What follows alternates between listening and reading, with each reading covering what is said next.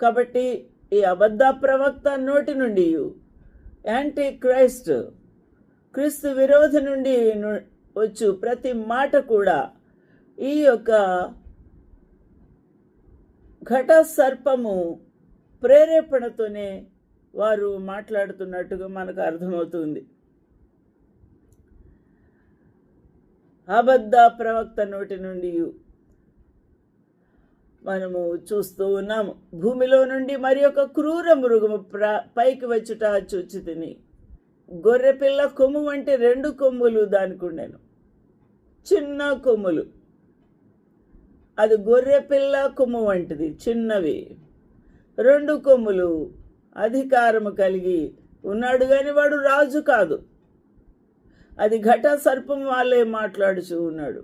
కానీ వాడు చిన్న కొమ్ములు కలిగి ఉన్నప్పటికీ కూడా వాడు అధికారము కలిగి మాట్లాడుతూ ఉన్నాడు. ఘట సర్పం వలె మాట్లాడుతూ ఉన్నాడు. I beheld another beast coming up out of the earth, and he had 2 horns like a lamb, and he spake as a dragon. ఘట సర్పము వలె మాట్లాడుతూ ఉన్నాడు. అంత అధికారము ఈ గొర్రెపిల్ల లాంటి కొమ్ములు కలిగిన వీడికి, రాజు కానప్పటికీ కూడా సర్వలోకం మీద అధికారి అయి డంబపు మాటలు మాట్లాడుతూ ఉన్నాడు. ఆ మొదటి క్రూర మృగమునకు ఉన్న అధికార చేష్టలన్నీ చేస్తూ ఉన్నది. చావు దెబ్బ తగిలి బాగుపడి ఉన్న మొదటి మృగమునకు, ఆ యొక్క మొదటి క్రూర మృగము చావు దెబ్బకు ఏమైంది? చచ్చి మళ్ళీ బాగుపడింది. ఎందువల్ల చచ్చి ఉన్నాడు?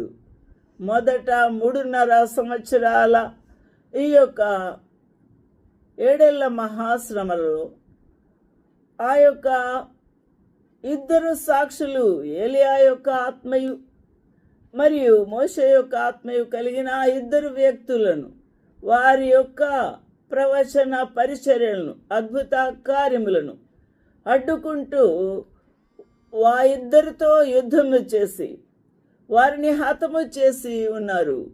వారిని ఇద్దరిని ఎవరైనా హతము చేసిన ఎడల వారు చావవలెను అనే దేవుని ఆజ్ఞ ఉన్నది. అందువలన వాడు చచ్చాడు. అయినా అపవాది ఈ యొక్క మొదటి క్రూర మృగమును